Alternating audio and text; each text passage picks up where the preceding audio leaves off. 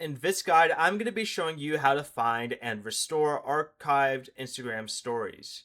This is Miguel from Just Boz, and before we get into this guide, make sure to like the video and subscribe to the channel with all notifications on for more content like this. It really does help out the channel and we'd greatly appreciate it. If you have any questions, just ask them down in the comment section below. I'm going to be doing my best to reply to every single comment down there. Go ahead and open the Instagram app and go to your profile. Tap the three lines in the top right corner and then select Archive. Use the menu at the top to make sure Stories Archive is selected, and you'll now see the stories previously posted on your account. If nothing appears, tap the three dots, open Settings, and make sure Save Story to Archive is turned on. This will automatically save future stories after they expire. To repost an archive story, go ahead and open it, tap Share, and select your story. You can also permanently display it on your profile by tapping Highlight.